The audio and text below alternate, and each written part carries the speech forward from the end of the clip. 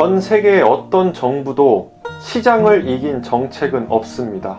통제하려 하지 마십시오. 제가 서울 경기 집값을 폭등시켜 보겠습니다. 이 영상을 마지막으로 저는 소리 소문 없이 이 세상에서 사라질 수도 있겠습니다. 무섭습니다. 저는 이 컨텐츠를 준비하면서 하나 깨달은 것이 있습니다. 정부는 집값을 잡을 생각이 애초부터 없었습니다. 그렇습니다. 우린 속았습니다. 현재까지 부동산 시장 상황만 짧게 훑어보고 제가 어떻게 집값을 폭등시킬 수 있을지 지켜봐 주시기 바랍니다. 현 정부는 출범 이후부터 가장 중요하게 생각하는 정책이 부동산 투기와의 전쟁이었습니다. 정부의 입장은 이렇습니다. 다주택자는 나쁜 놈입니다. 수도권의 공급량은 부족하지 않습니다. 그러니 재개발, 재건축은 하지 않겠습니다. 공급량은 충분한데 이 투기꾼들 때문에 무주택자들이 집을 사지 못하는 것입니다. 제가 규제 지역을 정해서 집을 살 때 대출을 못하게 하겠습니다. 이 규제 지역에서 1년 내에 팔거나 다주택자들이 팔 때는 양도세도 중과하고 취득세와 보유세도 늘려서 세금 부담도 가중시키겠습니다. 그러면 투기꾼들의 매물이 시장에 쏟아져 나올 것입니다. 그러면 공급이 원활해지니 집값이 안정됩니다. 라는 입장이었습니다. 그러니 기다리라 하였습니다. 영혼까지 끌어모아가며 집을 사지 말고 집값을 잡아줄 테니 기다리라고 했습니다. 우리는 기다렸습니다. 현재 2021년 2월 달까지 집값은 전혀 잡히지 않았습니다. 매물은 씨가 말랐습니다. 저와 같은 무주택자들은 정부만 믿다가 나의 집이라는 것과 멀어지게 된 것이죠. 규제의 시작이라고 할 수 있는 2017년 파리 대책 이후로 집값은 계속 올랐습니다.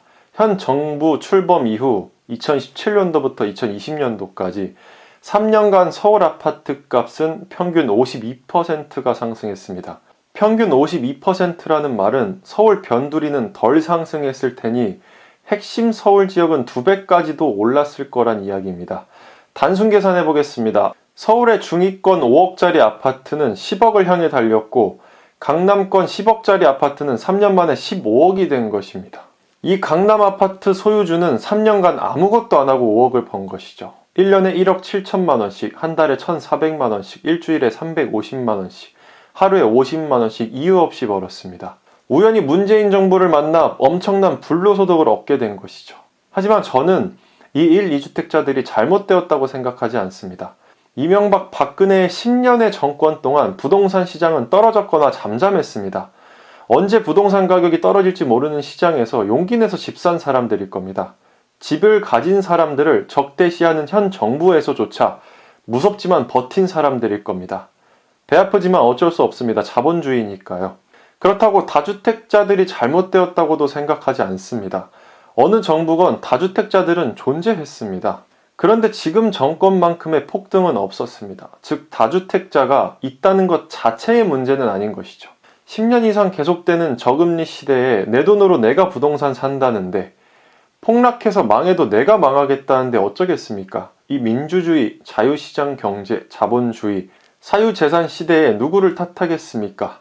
갭투자 전세 사기범들이나 투기를 조장하는 일부 부동산 강사들을 제외하고 우리 국민들은 아무런 문제가 없었습니다. 진짜 문제는 정부가 이 시장을 통제할 수 있다고 착각하는 것이 문제였죠. 더 이상의 집을 못 사게 하는 것까지는 좋았습니다. 하지만 판매는 할 수 있도록 했었어야 합니다. 원활한 공급이 되어야 하니까요. 그런데 양도세를 중과하고 임대사업자를 장려하며 판매를 더 막았습니다. 임대사업자로 등록을 하면 4년 혹은 8년 동안 매매를 못합니다. 8년 안에 팔면 과태료를 3천만 원이나 물어야 하니까요. 그럼 매물도 못 끼고 양도세도 중과되는 상황에서 누가 팔겠습니까? 그래놓고 자꾸 시장에 매물을 내놓으라 그럽니다. 이렇게 계속 누르기만 하니 이도저도 못하고 터져버린 것이죠. 도망갈 구멍 없이 몰기만 했으니 버티는 겁니다. 그런데 이상합니다. 다주택자들의 수요를 억제하겠다고 기다리라고 했는데 국회의원 275명 중 40%가 다주택자랍니다. 그것도 본인들이 정해놓은 투기 수요 억제 지역인 서울, 경기, 수도권에 말이죠. 국회의원 중 무주택자는 9%라고 합니다. 서민들은 40%가 무주택자인데 말이죠. 비판하고 싶은 생각은 없습니다. 자본주의라고 했으니까요. 하지만 서민인 척하고 국밥 먹으며 무주택자들의 마음을 헤아리는 척하는 것은 보기 힘듭니다. 그래서 이렇게 생각해 볼 수는 있겠습니다. 애초에 이들은 집값을 잡을 생각이 없었다. 집값을 올릴 계획이었나? 라는 겁니다. 지금부터 제가 정권을 잡았다고 생각하고 집값을 폭등시켜 보겠습니다. 시작하겠습니다. 제가 서울 집값을 폭등시키려면 가장 먼저 공급을 억제해야겠습니다. 서울의 아파트와 땅은 한정되어 있는데 수요는 넘쳐납니다. 내 아이를 키울 학교와 내가 다닐 직장은 모두 서울, 경기, 수도권에 몰려있기 때문이죠. 그러니 내가 갖고 있는 부동산의 가격을 폭등시키려면 공급을 억제하는 정책을 내야겠습니다. 그래야 내가 갖고 있는 부동산의 희소가치가 올라갈 테니까요. 자연스럽게 가격은 올라가겠죠. 첫 번째, 재건축 초과이익 환수제를 통해 재건축 시장을 얼어붙이겠습니다. 재건축 초과이익 환수제는 재건축 후 발생하는 추가이익을 국가에서 환수하는 것입니다. 자, 재건축은 사업입니다. 집주인은 수익이 나야 내 땅도 내어주고 수익이 나야 집도 짓는 겁니다. 그러니 초과이익을 환수해서 수익을 못 나게 해야 재건축을 안 할 겁니다. 공급이 많아지면 안 됩니다. 내 집값이 떨어집니다. 그러니 조합원들의 이익을 환수해서 조합원들이 빠릿하게 움직이지 못하게 해야 합니다. 그래야 공급이 안 생깁니다. 집값을 올리기에 너무 좋은 아이디어입니다. 두 번째, 분양가 상한제를 통해 건설을 못하게 막아야겠습니다. 분양가는 누가 정합니까? 시장에서 정합니다. 주변 아파트 시세를 고려하여 분양이 될 만한 가격으로 내놓는 겁니다. 거기서 몇 년간 피땀 흘려 집 지은 건설사도 돈 벌고 땅 내어주고 자기 집에서 나가 3, 4년간 떠돌이 생활을 허락한 기존 집주인들의 이익도 챙겨줘야 합니다. 그게 경제이고 시세라는 겁니다. 그러니 제가 상한가를 임의로 막아서 건설사의 사업성을 떨어뜨리겠습니다. 그래야 공급을 안 할 테니 말이죠. 내 집값은 더 올라갑니다. 너무 좋은 아이디어입니다. 생각해보세요. 신라면을 정부가 강제로 300원에만 팔게 한다면 농심은 신라면 생산을 멈출 것입니다. 너무 간단한 이치이죠. 집값을 올리기에 너무 좋은 아이디어입니다. 세 번째, 분양권 전매 금지를 하고 분양권도 주택수로 포함하겠습니다. 분양권 사고팔고를 못하게 하는 거죠. 분양권을 주택수에 포함시키면 2주택, 3주택자들은 분양권 받기가 어렵습니다. 그러면 실수요자나 무주택자만 분양받을 수 있겠죠. 그러면 더 좋은 거 아니냐? 아닙니다. 건설사는 분양을 해야 합니다. 분양권 전매 금지를 하면 투자자들이 분양권을 받기에 껄끄러워집니다. 그러면 앞서 말한 대로 실수요자나 무주택자에게만 분양해야 하는데 서울이면 상관없지만 경기 외곽에 실수요자만을 위한 분양은 건설사 입장에서 위축될 것입니다. 자연스럽게 공급이 적어지죠. 맨날 몇백 대 1이라는 청약 경쟁률만 보셨죠. 서울이거나 서울 근교 경기도만 그렇습니다. 경기도 외곽이나 인천 외곽은 수도권이어도 미분양이 엄청 많습니다. 무주택자에게만 분양하기에는 너무나 큰 리스크가 있습니다. 그러니 건설 경기는 위축되고 공급이 안 되니 집값을 올리기엔 너무 좋은 정책입니다. 네 번째, 서울을 투기 지역으로 정하고 대출을 못하게 막겠습니다. 자, 우리나라는 5천만 명 중에 2,500만이 이 서울, 경기, 인천에 몰려 있습니다. 이 좁은 땅덩어리에 인구의 절반이 몰려 있는 것이죠. 왜일까요? 모든 인프라가 서울에 몰려 있기 때문이죠. 직장, 학교, 학원, 국회, 청와대.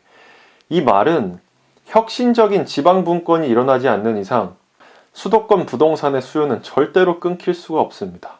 정부도 이걸 모를 리가 없습니다. 대출을 못하게 하면 투기꾼들의 수요가 끊어질까요? 이론상으로는 그렇습니다. 하지만 이렇게 생각해 보겠습니다. 투기 지역은 집값의 40%만 대출이 가능합니다. 실거주 할 것이 아니라면 주택담보대출은 아예 안 해줍니다.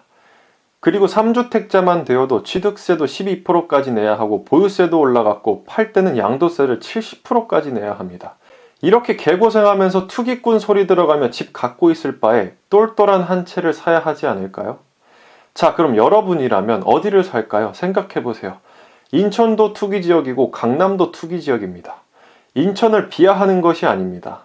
제 말은 평생 한 채밖에 집을 못 산다고 하면 두 지역이 똑같은 투기지역이라고 하면 여러분들이 돈만 있다면 여러분들은 어디를 사시겠냐라는 거죠.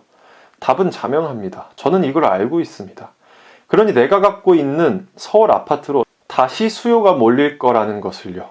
집값을 올리기에 아주 좋은 아이디어입니다. 다섯 번째, 임대사업자를 장려하여 시장에 매물이 못 나오도록 8년간 묶어놓겠습니다. 자, 이것도 공급을 억제하는 것입니다. 서울의 땅은 한정적이라 더 이상 새로 지을 자리가 없습니다. 집값을 안정시키려면 현재 있는 아파트라도 원활히 매매가 이루어지게 해야 합니다. 하지만 그러면 내가 갖고 있는 아파트의 희소성이 떨어지겠죠. 저는 이 꼴을 못 보겠습니다, 도저히. 8년 장기 임대 사업자로 등록을 하면 여러 가지 혜택을 준다 하고 장려해야겠습니다. 그러면 소득의 출처가 명확해지니 세금 확보에도 좋고 8년간 매물이 묶이니 거래도 안 됩니다. 8년 동안 임대사업 등록된 아파트를 중간에 팔면 과태료가 3천만 원이 나옵니다. 그래서 중간에 팔지도 못하게 하겠습니다. 이렇게 4년, 8년 등록된 서울의 임대사업자가 많아질수록 평생 전월세만 사는 서민들로 넘쳐날 것입니다. 제가 바라던 것이죠. 이렇게 임대사업자를 모으고 세수 확보가 되면 나중에 혜택 다시 뺏어버려야지. 6번째, 임대차 3법을 내겠습니다. 계약갱신 청구권, 전월세 상한제, 전월세 신고제, 이게 정말 너무 좋은 정책입니다. 이쁘게 포장해서 말하기도 너무 좋습니다. 이 세상에는 집주인보다는 세입자인 국민들이 훨씬 많기에 세입자를 위하는 척하며 표도 얻고 집값도 올릴 수 있는 정말 굿 아이디어입니다. 자, 계약갱신 청구권부터 볼게요. 기존의 세입자가 원하면 2년까지 의무적으로 살 수 있게 해줬던 게 계약갱신 청구권입니다. 자, 근데 이게 4년까지 늘어났습니다. 세입자 입장에서는 2년마다 이사갈 걱정을 안 해서 좋습니다. 다음 전월세 상한제는 2년이 지나고 갱신할 때 연 5%만 보증금을 올릴 수 있는 정책입니다. 자, 이렇게만 보면 세입자들에게는 엄청 좋아 보이는 정책입니다. 4년 동안 의무적으로도 살 수 있고 보증금도 5%만 올려줘도 되니 너무 좋은 거 아니야? 라고 생각할 것입니다. 하지만 안타까운 것은 시장 경제는 그렇게 돌아가지 않습니다. 세입자는 4년 뒤에 다른 전셋집을 가야 하는데 시장의 전세 매물은 어떤 것들이 나와 있을까요? 4년간 못 올려받은 전세 보증금과 앞으로 4년간 못 올려받을 전세 보증금을 한 번에 높여버린 전세 매물들만 나와 있을 겁니다. 자, 여러분들 4년간 걱정 없이 사셨죠? 이제 주변의 시세는 너무 올라서 갈 데가 없습니다. 이게 잔인하지만 시장 경제입니다.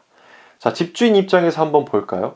보증금을 2년 동안 5%만 올릴 수 있다는 것은 1년에 2.5%씩 올려받는 셈이죠. 2020년 기준 물가 상승률은 0.5%입니다. 자, 그럼 집주인은 물가 상승률을 제외하고 2년간 2%의 수익을 얻는 셈이네요. 1년 만기 은행 적금 이자는 1.79%입니다. 수십억짜리 집을 갖고 있는 것 치고는 은행 적금보다 0.2% 나은 수익이네요. 당연히 집주인들은 반발하겠죠. 그럼 계약갱신 청구권을 거절하려고 노력할 겁니다. 하지만 합당한 거절 사유는 하나밖에 없습니다. 집주인이 실거주한다면 갱신 거절해도 됩니다. 자, 그럼 집주인들은 무조건 실거주를 한다 그러겠죠. 그럼 그런 집주인이 미워서 임차인들은 그 집주인이 실제로 실거주하는지 안 하는지 감시할 겁니다. 증명하라 그럴 것입니다. 싸움으로 번지고 소송하게 되겠죠. 서로 감시하고 의심하고. 지금 코로나 사태도 마찬가지입니다. 5인 이상 모여있는 곳 신고하면 포상금 받습니다. 그럼 신고 당한 사람은 벌금 맞고. 이렇게 국민들끼리 서로 못 믿습니다. 어디서 비슷한 나라가 생각납니다. 집주인은 이런 게 힘들어서 이제 전세를 안 내놓을 겁니다. 4년간 보증금도 못 올려, 보유세는 계속 올라가. 에이, 월세나 받자. 하지만 우리나라 세입자들이 월세를 좋아할까요? 싫어합니다. 전세를 찾죠. 근데 매물은 줄었네요. 다시 전세 가격은 상승할 것입니다. 시장에는 월세 매물들이 많이 나오겠죠. 그럼 세입자들은 울며 겨자 먹기로 월세라도 살아야 합니다. 어쩌겠습니까? 나의 직장과 아기들 학교, 학원이 다 여기 있는데요. 그러면 나의 기존 월급에서 월세가 추가로 지출됩니다. 소득은 더욱더 줄어듭니다. 없는 사람들은 더 없어지고 양극화는 진행될 것입니다.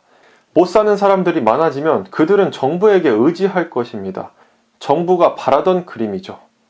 더 이야기하기에는 제가 무서워서 못하겠습니다. 자, 지금까지 제가 집값을 한번 폭등시켜 봤습니다. 여러분들 어떠신가요? 뭔가 이상하지 않은가요? 지금까지 제가 말한 모든 정책들은 부동산 집값을 잡겠다고 현재 정부가 하고 있는 규제들입니다. 저는 집값을 폭등시킨다고 저 규제들을 이야기했지만 전혀 이상한 감이 없지 않나요?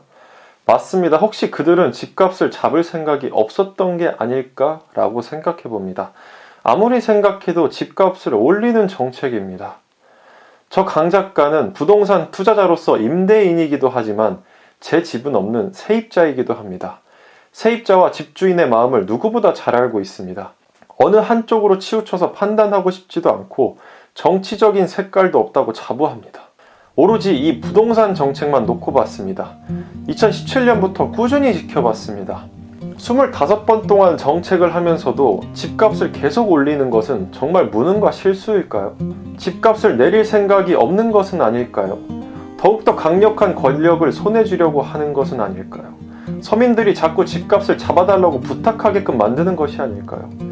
가난한 사람들을 더 가난하게 해서 진짜 양극화를 만들려고 하는 것은 아닐까요? 세상에는 부자들보다 가난한 사람들이 더 많습니다. 부자들에게 받아서 가난한 자들에게 나눠주면 유권자는 많아지니까요. 저는 그렇게 생각합니다. 부동산 정책 어렵습니다. 어느 하나 딱 해결해서 집값이 확 내려가고 그런 건 없습니다. 만약 그 초크 포인트가 있다고 하면 그것은 공급과 규제 완화일 겁니다. 저도 알고 있습니다. 서울에 빈 땅이 어디 있습니까? 공급 늘리기 쉽지 않습니다. 규제 맞습니다. 적당한 규제도 필요합니다. 다주택자들의 부담치를 늘리는 것도 좋게 생각합니다. 근데 제가 안타까운 것은 정부가 공급을 못한다면 다주택자들이라도 공급을 할 수 있도록 규제 완화를 해놔야 합니다. 마구잡이로 활기치도록 완화를 해야 된다는 말이 아닙니다. 대출 규제를 하고 취득세 중과를 하면서 사지도 못하게 하고 양도세 중과와 장기 임대 사업자를 통해 팔지도 못하게 하면 어떡하나요? 투기꾼들이 도망갈 구멍을 만들어 놓고 몰아야 합니다. 도망갈 구멍도 없이 조이기만 한다면 막다른 길에서 정부를 물어버릴 겁니다. 그냥 버티는 거죠. 사지도 못하고 팔지도 못하면 거래가 되지 않습니다. 매물이 씨가 마르면 가격 상승은 자명하죠. 규제 완화가 필요합니다. 사실 저도 무엇이 정답인지는 모르겠지만 이 상황이 정답이 아니라는 것은 확실합니다. 그리고 서울 수도권에 몰리는 수요를 억제할 수 있도록 2기, 3기 신도시의 불편한 교통을 해결해야 합니다.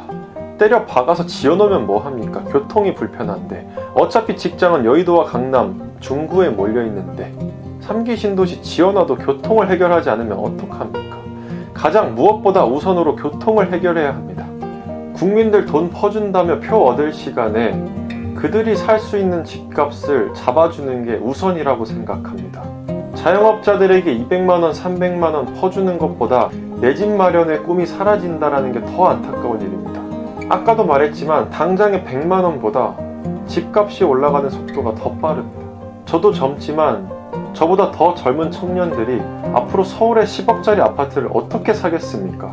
양극화는 점점 더 심해지는데요. 3040 세대들의 월급으로는 감당할 수 없고 꿈만 무너져 갑니다. 앞으로의 청년들이 집을 살 수 있도록 제발 머리를 써주시길 바랍니다. 다 필요 없고 오늘 이 한마디로 영상을 마무리해 보도록 하겠습니다. 전 세계의 어떤 정부도 시장을 이긴 정책은 없습니다. 통제하려 하지 마십시오. 감사합니다.